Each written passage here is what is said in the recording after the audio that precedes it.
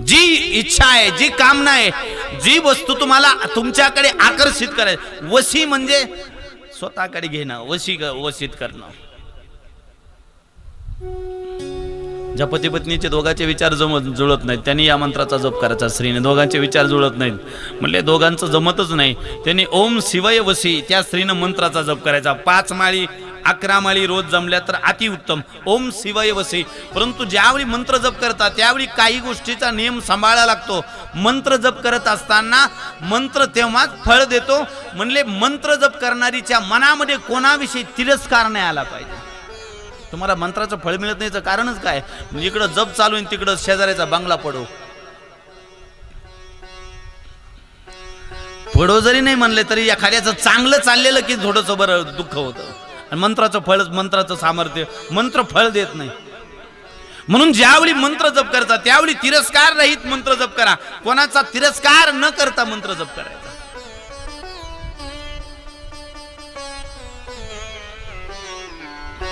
आणि 2-3 गोष्टी पहिल्या देवघरातल्या बंद करा. देवघरात कापूर जाळणं चालू करा. देवघरात अगरबत्ती जाळणं बंद करा. अगरबत्ती, बांबू जाळणं अशुभ आहे.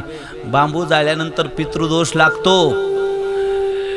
आपल्याकडे आगर आणि तगर जाळण्याची सवय. आगर पूर्वी भेटत होता, आता आगर भेटत नाही. आगर आणि तगर हे दोन आहे, वेगवेगळे आहेत.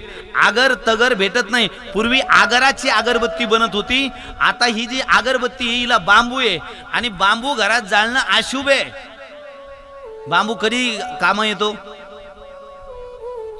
ज्यावेळी मनुष्य जातो त्यावेळी त्याला काय कशात हे करतात का? तुमच्या खारोड्यात माणसं मरत नाही? मरतात का? नाही, नसले मरत तर येऊन राहिला इथंच. जर मरतच नसले तर बरे की एखादी रूम घेतो इथंच, नाही तर एखादा गुंठा घेऊन राहतो इथंच. बांबू घरामध्ये जाळू नये. बांबू जाळणं अशुभ आहे. म्हणून इथं बसल्याने आज प्रत्येकाने लक्षात ठेवा, आपल्याकडे धूपम दीपम नैवेद्यम समर्पयामी. अगरबत्ती महाराज, आपल्याकडे धूप जाळण्याचं शास्त्र आहे. तुम्हाला तुमच्या पूजेचं फळ मिळत नाही त्याचं कारणच आहे, गोंधळ होतो सगळा. बांबू जाळू नये. आता मी बऱ्याचशा अगरबत्त्या पाहिल्या. आता हे 7 दिवस नाही, 7 जन्मापर्यंत लक्षात ठेवा, बांबू जाळू नये. पितृदोष लागतो. तुम्ही म्हणाल पितृदोष लागल्यावर काय होतं? म्हणले मुलगा व्यसनाधीन जातो, मुलगा वाईट संगतीमध्ये जातो, मुलगा वाईट वागणं चालू करतो, घराचा नाश होतो पितृदोषाने. म्हणून आजपासून अगरबत्त्या बिलकुल जाळणं बंद करा. शास्त्र खूप बारीक आहे. बांबू जाळणं अशुभ आहे. आता काही काही तर म्हणते ना, कालच मी तो पुडा आणला होता, आता ते पुडा मला फेकून मार जाताना. काय करते पुढ्यात लय जीव. बांबू जाळायला चालत नाही.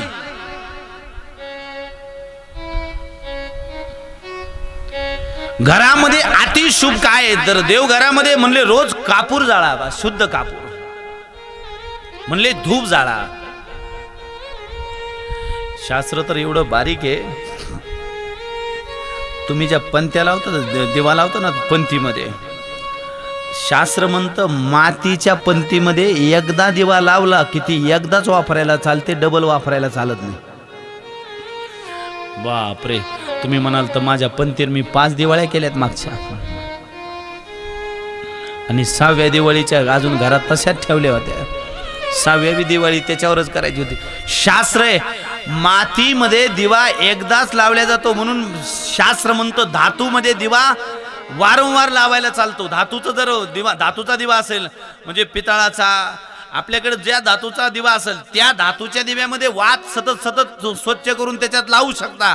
परंतु शास्त्र म्हणतं मातीच्या दिव्यामध्ये, मातीच्या पंथीमध्ये जर दिवा लावला तर ती एकदाच मातीतला दिवा जाळायला चालतो, डबल त्या पंथीत दिवा लावायला चालत नाही. आणि इथं बसलेल्या 99% जणीच्या घरी तुळशीत बेलाजवळ तीच पंथी आहे 6 वर्षापासून. आणि मग ही म्हणते कसं काय झालं काय माहिती, बेलाची एवढी पूजा सांगितली, मी सगळी पूजा केली आणि फळच मिळाला. असं फळ मिळेल का?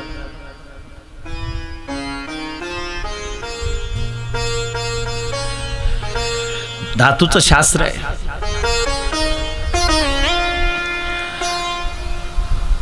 आता काय टेन्शन झालं म्हणा, मागच्या पंत्यातच सगळ्याला काही लगेच घरी गेल्या पंत्याजवळ, आता कशा ठेवल्यात, काही काहीला लगेच दिसल्या बी इथंच बसल्या.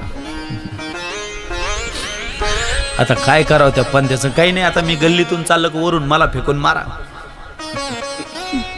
कारण तुमचा त्या पंथ्यात लय जीव आहे ना, आणि ज्या आपल्या जीवाच्या वस्तूला कोणी त्रास दिला त्याला त्याचा राग येतो की नाही.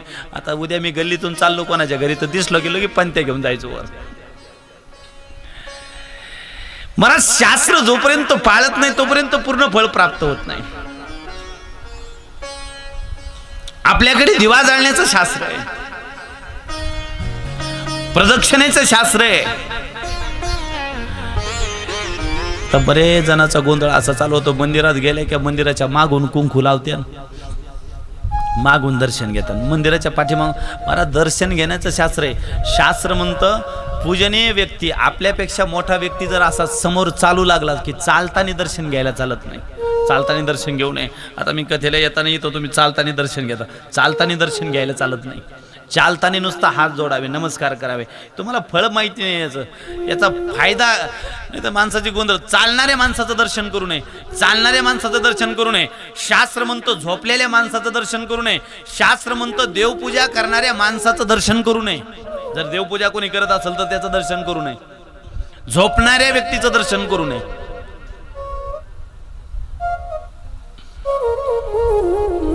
शास्त्र म्हणतो देव घरामध्ये कोणाचं दर्शन करू नये. मंदिरामध्ये गेल्यानंतर आपण बहुधा मंदिराच्या गाभाऱ्यात कोणी जर महाराज कोणी संत ब्राह्मण दिसले का देवाच्या गाभाऱ्यात दर्शन करतो. शास्त्र म्हणतं देवाच्या गाभाऱ्यात देवाचं सोडून कोणाचं दर्शन करायला चालत नाही. आणि हे फक्त तुम्ही इथं ऐकता, घरी गेल्यावर जे करायचं तेच करता. लक्षात ठेवा, झोपलेल्या व्यक्तीचं दर्शन करू नये. चालणाऱ्या व्यक्तीचं दर्शन करू नये. चालणाऱ्या व्यक्तीला लांबून नमस्कार, हात जोडायचे नसते, पाया नाही पडायचं.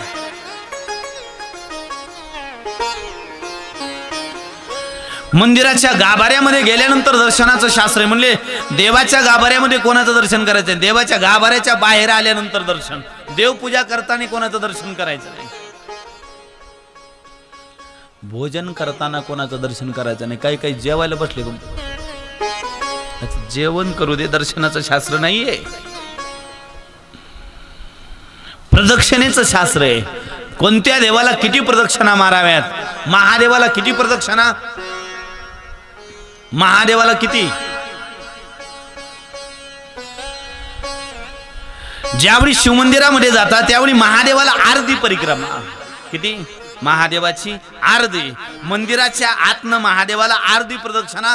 शास्त्र म्हणतं जर मंदिराच्या बाहेरून गेले तर 5 मारू शकता, मंदिराच्या बाहेरून 5 प्रदक्षिणा करू शकता महादेवाला. महादेवाच्या गाभाऱ्यामध्ये गेल्यानंतर त्या जलेलीचं उल्लंघन करता येत नाही. म्हणले महादेवाला आरती परिक्रमा. पांडुरंगाला, रामाला, पांडुरंगाला, कृष्णाला किती.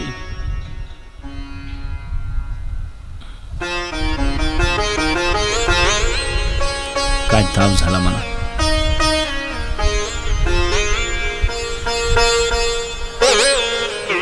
शास्त्र म्हणतं देवीच्या मंदिरामध्ये गेले तर देवीच्या मंदिरामध्ये गेल्यानंतर देवीला 1 प्रदक्षिणा.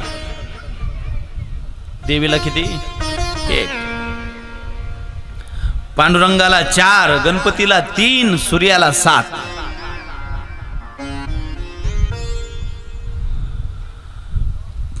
प्रदक्षिणेचं शास्त्र आहे. दिवा लावण्याचं शास्त्र आहे. दर्शनाचं शास्त्र आहे. मंदिराच्या पाठीमागून कधी दर्शन करू नये. म्हणले मंदिराच्या समोरच्या भागाने दर्शन करणं शास्त्र आहे, पाठीमागून नाही. बरेचसे मंदिर आपण पाठीमागूनच लाल केले. इना टिपका ठेवून दिला का तिना टिपका ठेवून दिला, तिना टिपका ठेवून दिला का तिना टिपका ठेवून दिला. टिपक्या टिपक्यात अख्खं मंदिर बिना कलरचं कलर.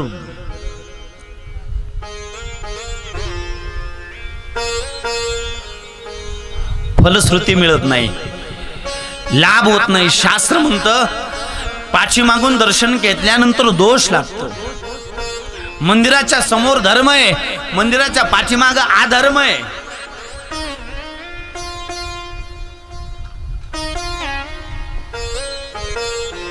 म्हणून दर्शन घेण्याचं शास्त्र आहे समोरून. ज्यावेळी महाभारताचं युद्ध होणार होतं, महाभारताचं युद्ध होणार होतं त्यावेळी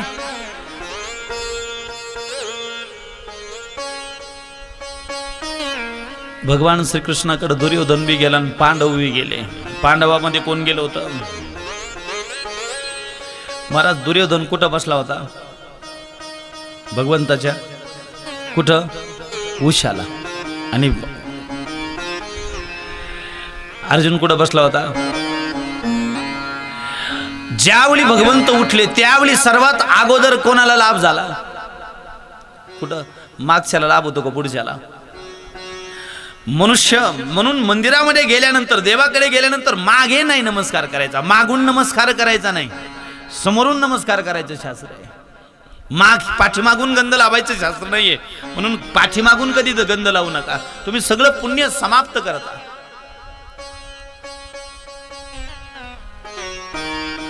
म्हणजे शिव मंदिरामध्ये गेले, दत्त मंदिरामध्ये गेले, राम मंदिरामध्ये गेले, कृष्ण मंदिरामध्ये गेले. मंदिरामध्ये गेल्यानंतर शास्त्र म्हणतं मंदिराच्या कळशाचं दर्शन घ्यावा, येताने कलश दर्शन करून निघावं. आणि म्हणले माझ्या महादेवाच्या मंदिराच्या कलशाचं दर्शन जर घेतलं तर म्हणले कलश दर्शनम सर्व पापनाशनम. केवळ महादेवाच्या मंदिराच्या कळशाचं जरी दर्शन घेतलं तरी म्हणले सर्व पापातनं मुक्त.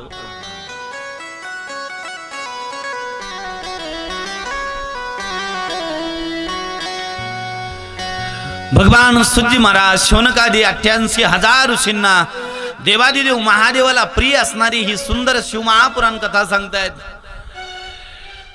ज्यावेळी ऋषींनी 12 वर्षाचा एक विशाल यज्ञ ठेवला आणि त्या यज्ञामध्ये निवांत वेळ मिळाल्यानंतर खाली वेळेमध्ये काहीतरी भगवंताची कथा ऐकायला मिळावी अशी मनोकामना, अशी इच्छा केली.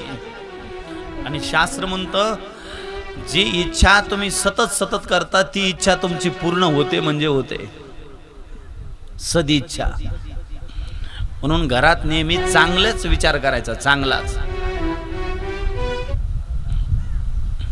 मुलगी जर लग्नाला आली तर नेहमी चांगला विचार करायचा, काय हिचं चांगलंच होईल, हिला चांगलं स्थळ मिळेल, हिला चांगलाच नवरा मिळेल, हिला चांगलीच सासू मिळेल, हिला चांगलंच घर मिळेल. घरातल्या मेंबरनी सतत लग्नाच्या अगोदर मुलीचा हा विचार करायचा. नाही तर काही माता मावल्या मुलगी लग्नाला आली का काय माहित राहते का परत येते.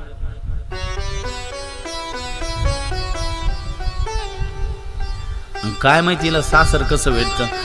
तू जसं बोलली वर्ष 2 वर्ष तसंच झालं. लग्न लावलं 6 महिन्याने आली ती. वास्तू देवता दिवसातून तुमचे 3 शब्द खरे करते. किती शब्द? 3 शब्द. म्हणून घरामध्ये अमंगल बोलायचं नाही, मंगल बोलायचं, चांगलं बोलायचं. आणि आता नेमकं आपल्याला मंगल घरात बोलताच येत नाही. मर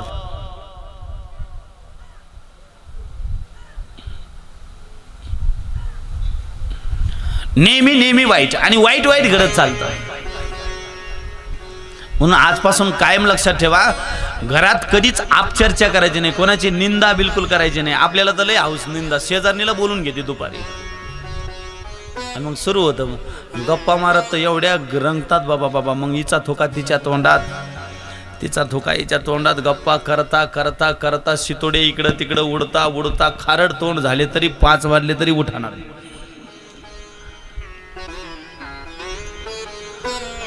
मग ती जर चालली तर नाही थांबा ना चहा करते. आता तुला चहा पाहिजेची खरी इच्छा आहे, तिच्या तोंडातून घाण ऐकायची इच्छा आहे तुझी. शास्त्र म्हणतं जर कोणी शेजारीन घरी येऊन निंदा जर करू लागली कोणाची तर शास्त्र म्हणतं तिच्याबरोबर गप्पा करत बसू नका. म्हणले जी गोष्टी तुमच्या घरात ज्या गोष्टीची चर्चा होती ती गोष्ट 3 वर्षात तुमच्या घरात घडते म्हणजे घडते.